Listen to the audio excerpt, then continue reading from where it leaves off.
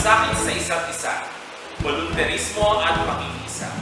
Bayanihan at ugnayan para sa paaralan. Isang pagpala at ligtas na araw po para sa ating lahat. Ang Paaralang Elementarang Ladislao Diwa ay nakikiisa sa adhikain ng ating kagawaran na maisulong ang edukasyon sa kabila ng kinaharap nating pandemya.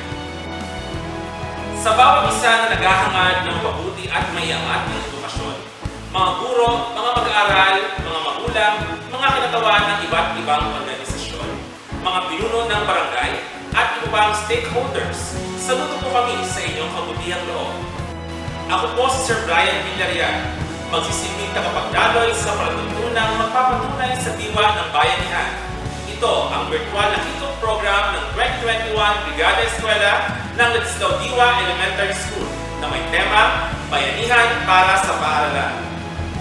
Hindi tulad ng ating nakasanayan, ibang-iba ngayon ang pagsasagawa ng Brigada Eskwela. Sa mga nagdaang taon, sama-sama tayo naglilinis sa mga silid-aralan, nagpupupunin ng mga sirang kagamitan, at nagpipintura sa mga pader at rizal. Sa mga panahong iyon, makikita ang pananabik ng mga bata at mga magulang sa kanilang pagbabalik sa eskwelahan. Ngunit dahil sa banta ng COVID-19, biglang nag-iba ang pamamaraan ng pag-aaral.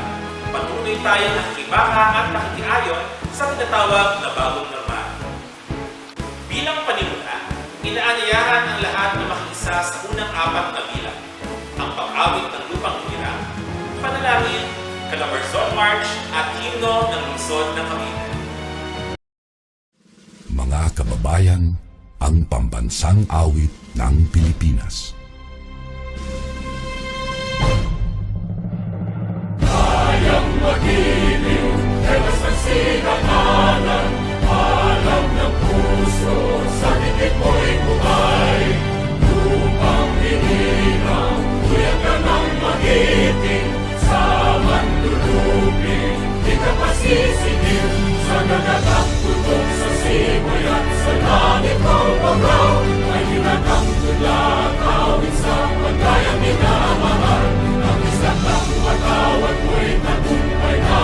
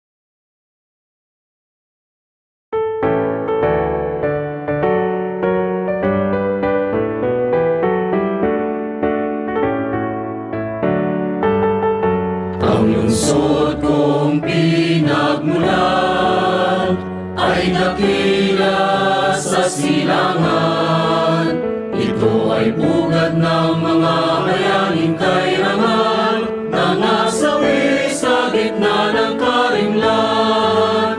Lungsod Cavite, kami ay narito, magtatanggol sa dakilang ngalan mo. At sa gitna ng lungkot at bandang saya, kaming lahat ay sama-sama.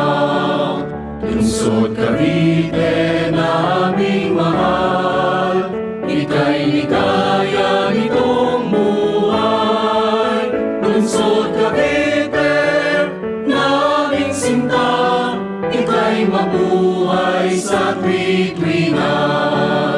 Lungsod Cavite na aming mahal, ika'y ligaya nitong buhay. Lungsod Cavite na aming sinta, ika'y mabuhay sa tuwi-tuwina. Sama-sama nating labanan ang COVID-19 sa pamamagitan ng pananalig sa Diyos, pakikiisa sa mga programa ng pamahalaan at disiplina sa sarili. Layunin ng Brigada Eskwela ngayong taon na lalong pagtibayin ang ugnayan ng kagawaran ng edukasyon at lahat ng stakeholders upang makapaghatid ng dekalidad na edukasyon at mapanatili ang kaligtasan ng bawat isa. Upang magbigay ng kanyang pambungad na pananalita, tinatawagan ko ang ating muling punong guro, Dr. Roberto O. Dolores. Magandang umaga sa ating mga pinuno ng division, ang ating Schools Division Superintendent, Ma'am Lourdes Bermudez, ang kanyang Assistant Superintendent na si Ma'am Alona Encinares, ang ating dalawang naggagandahang lalaking mga chiefs, si Sir Tosco at saka si Sir Romeo Rosales. Siyempre, ang ating mga kaguruan ng Ladislao Digo Elementary School. Ang ating mga bata na naandyan ngayon nakikinig. Hindi ko rin makakalimutang magpugay sa mga napaka-importanting tao sa umagang ito. Ang ating mga stakeholders, ang ating mga barangay officials, mga local officials, siyempre ang ating iba't ibang organisasyon na laging nakaantabay sa Brigada Eskwela, ang ating mga alumni associations ng Ladislao Diwa Elementary School, ang iba't ibang organisasyon ng Armed Forces of the Philippines, yung Navy, yung Philippine Air Force na laging tumutulong sa atin sa Brigada Eskwela. Siyempre, di ko makakalimutan ang mga specific na tao katulad ni kagalang-galang Henry D. na laging present tuwing Brigada Eskwela at kahit hindi Brigada Eskwela. Sa lahat ng ating stakeholders na Ladislao Diwa, sa mga magulang uli na napaka-importante para sa akin ngayon. Isang napakagandang umaga sa ating lahat. Ang Brigada Eskwela ay taon-taon nating ginagawa. Ito ay bahagi na ng ating sistema upang ang ating eskwelahan ay maihanda sa darating na pasukan. Sa ngayon, ang ating sitwasyon ay kakaiba. Kaiba in the sense na mahirap ang ating kalagayan dahil sa pandemya na to. Kung kaya't ang ating mga nakagawiang gawain tuwing Brigada Eskwela ay mababago. No? Sa ngayon, ang focus natin sa ating Brigada Eskwela ay pagtutulungan upang ang mga bata ay mapabasa.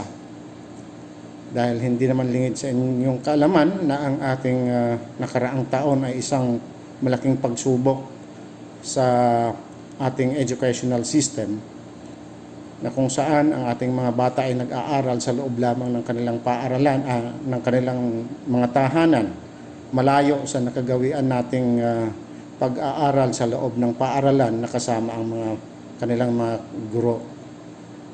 Kung kaya't ang kanilang pagkatuto ay hindi masyadong nakita ng ating mga guro. Bagamat masasabi natin na isang ring tagumpay ang nakaraang taon para sa ating pagtuturo, iba pa rin talaga yung mga bata na nasa loob ng paaralan kasama ang kanilang guro. Kaya ngayong taon na to, nakita natin na medyo ang pagbabasa ng ating mga bata lalong-lalo sa grade 1 at saka sa kinder ay medyo kulang.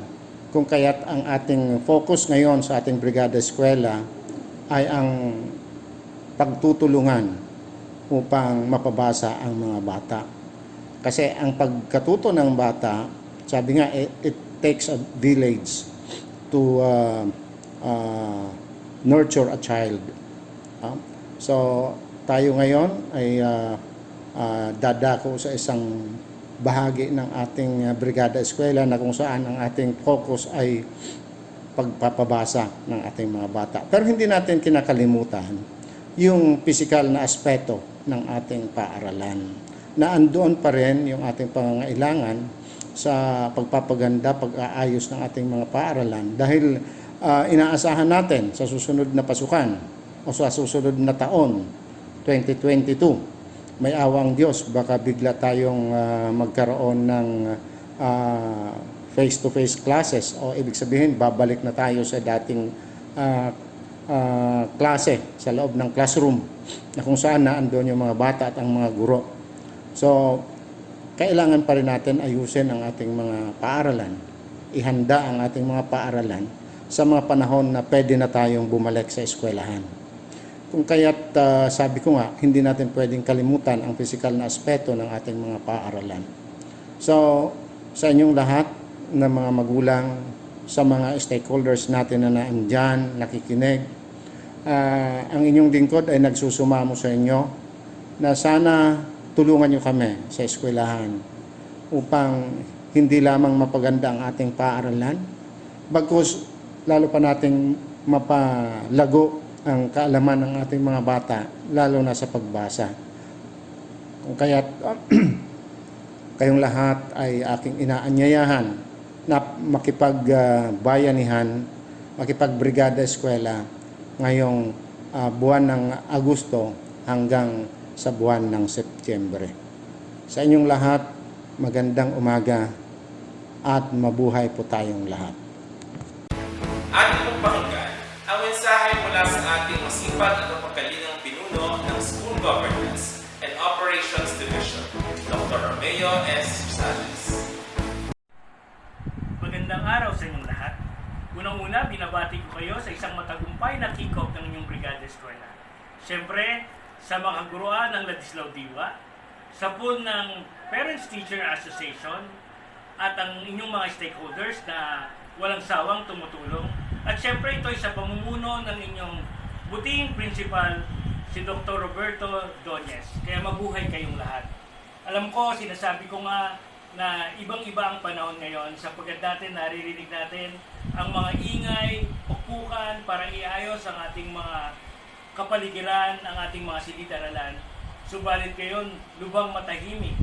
Subalit dahil siyempre ito ay para sa ating mag-aaral, gumagawa tayo ng paraan para ano pa ba ang pwede natin gawin ng tulong-tulong para sa ating mga learners. At ito nga ay ginawa mula sa Central, Regional at sa ating SDO na gawin nating mag-concentrate sa pagbasa, kaya nga tinatawag itong Brigada Pagbasa.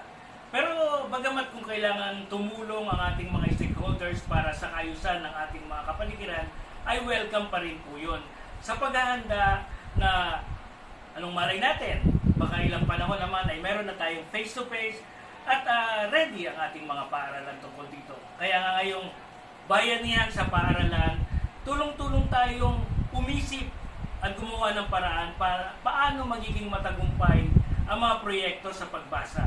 Sapagkat alam natin na ang hirap ng walang teachers in front of the student, kaya nga ang mga magulang nahihirapan din. Kaya kung paano natin ito gagawin ay may mga naisip tayong proyekto upang matulungan ang ating mga mag-aaral. Kaya nga ngayon pa lang na inyong kick-off, alam ko na may mga sariling proyekto ang Ladislao Diwa na makakatulong ng malaki para sa inyong mga mag-aaral. Kaya sama-sama tayo, tulong-tulong tayo. Tara na, magbrigada. Magandang araw sa inyong lahat.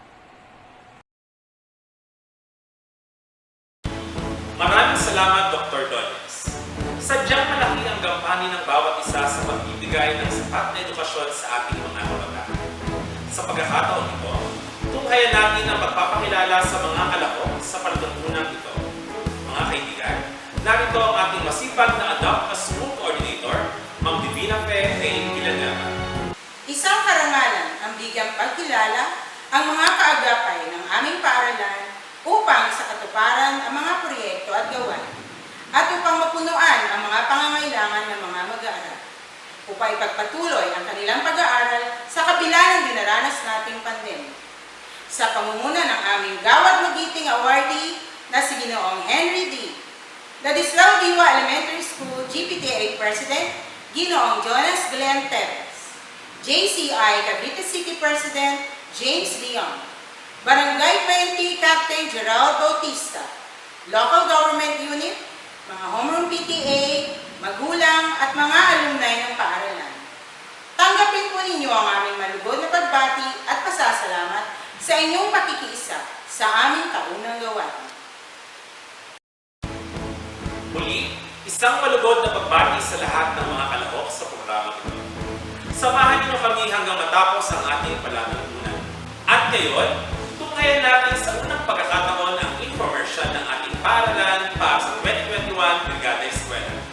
Ito ay pinaghirapang buuin ni Ginoong Kim Joshua Bautista at Binibini Krisha De Leon. Roll video. Magandang araw! Ngayong 3 ng Agosto hanggang 30 ng Setyembre ng taong ito ay gaganapin ang Brigada Eskwela. Ngunit, kakaiba ngayon ang pagsasagawa ng taunang aktibidades na ito dahil sa banta ng COVID-19.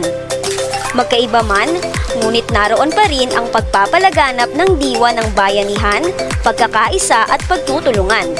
Damayan ninyo kami upang maihanda ang ating paaralan, mga guro at mga mag-aaral sa nalalapit na pasukan. Ating ipamalas ang pagmamalasakit sa gitna ng pandemya sa pamamagitan ng pagtulong sa ating paaralan at sa mga mag-aaral. Paano nga ba tayo makapag-aabot ng tulong at ano-ano nga ba ang maaaring i-donate? Para sa kaligtasan ng mga guro, mag-aaral, pati na rin ang kanilang mga magulang, maaaring mag-donate ng mga sumusunod: alcohol o hand sanitizer, hand soap, face mask, face shield, first aid kit at plastic cover. Bahagi rin ng Brigada Eskwela ang Brigada Pagbasa, na naglalayong maitaas ang antas ng pagbasa ng bawat mag-aaral. Dahil dito, lalong pagigtingin ng paaralan ang mga programa at kampanya nitong maturuang bumasa ang mga batang Ladesian. Maaari rin kayong mag-donate ng printing materials tulad ng printer, copier, bond paper at ink na makatutulong sa pag-iimprenta ng reading materials at supplementary materials sa mahigit 3,000 mag-aaral. Para sa anumang uri ng donasyon, maaari makipag-ugnayan sa mga sumusunod.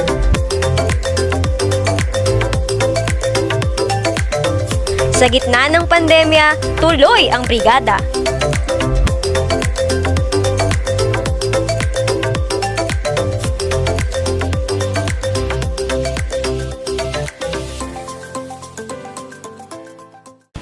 Ang mabigat ay gumagaan kapag ang lahat ay nagtutulungan. Sa pamamagitan ng inyong tulong at suporta, hatid ninyo ay pag-asa.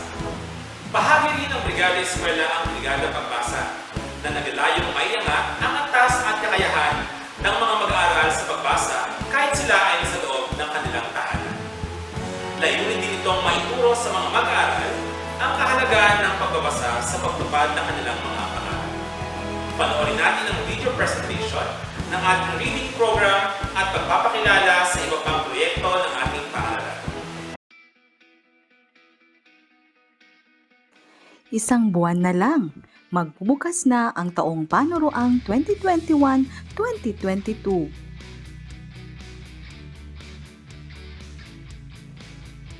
Nung bata pa ako, tuwing bakasyon, naglalaan ako ng oras para basahin ang mga paborito kong mga kwentong pambata.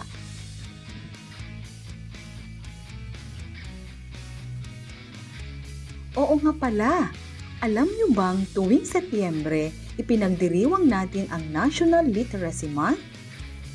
Sa buwan na ito, lalong pinaiigting ang kampanya at ng ating kamalayan sa kahalagahan ng pagbasa. At bilang paghahanda sa nalalapit na pasukan, may programa ang Kagawaran ng Edukasyon para sa inyo mga bata, ang Brigada Pagbasa. Ang Brigada Pagbasa ay extension program ng Brigada Eskwela. Layunin nitong ilabas ang inyong natatanging kakayahan, mapabuti ang inyong level sa pagbabasa, at mapahusay ang inyong pangunawa. Bilang suporta sa adhikaing ito, ang paaralang elementaryang Ladislao Diwa ay agad tumalima. Kaya naman, nabuo ang programang Sa Pagbasa, BTS Ka. Nakita ko, ngumiti ka.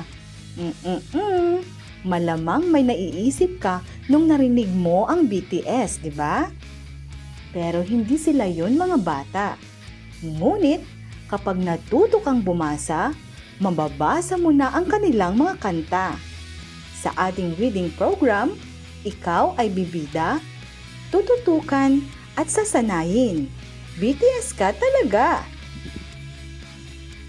Nitong Hulyo, inilunsad ito bilang reading intervention para sa mga nangangailangan ng suporta upang matuto silang bumasa. Ngunit ito ay magpapatuloy bilang programa ng ating paaralan na maitaguyod ang pagbasa sa mga mag-aaral. Magiging katuwang ng mga guro ninyo sina Mama, Papa, Ate at Kuya, pati si Lolo at Lola para matulungan kayong magbasa. Sa ilalim ng ating programa, ang ating paaralan at si teacher ang bahala sa pag-imprenta ng inyong reading materials. Pababasahin kayo online at iba pang paraan para mapaunlad ang inyong kasanayan. Siyempre, magiging posible ito sa inyong kooperasyon at tulong ng inyong mga magulang. Pero, hindi ba mas nakakagana kung may lugar sa inyong tahanan na nakalaan para sa inyong pag-aaral? Oo naman! Paggising mo sa umaga, bubungan sa iyong paningin ang mga aklat, modules at learner's pocket sa ibabaw ng mesa na tila hinihila ka upang buksan at sagutan. Ang lugar o sulok na ito ng inyong bahay ay tatawagin nating My Learning Nook. Hinihikayat ng ating paaralan ang bawat pamilya na maglaan ng isang bahagi ng inyong tahanan upang gawing learning space ng ating mga anak. Maglagay ng komportableng upuan, mesa para makapag-aral ng matiwasay, at may sapat na ilaw para ang mata ni Bagets ay mapangalagaan. Wala ang mga bata sa loob ng paaralan, ang kanilang learning nook ang pansamantala nilang magiging silid-aralan. Kada linggo, pipili kami sa bawat baitang ng mga learning nook na itatampok sa ating YouTube channel at FB page para mabigyan ng pagkilala at makapaghatid ng inspirasyon sa kapwa mag-aaral. Ngayong Brigada Eskwela, sama-sama tayong itaguyod ang mga proyekto ng ating paaralan. Makibahagi at makialam. Tulong-tulong para sa pagsulong. Tara na at makibrigada Eskwela!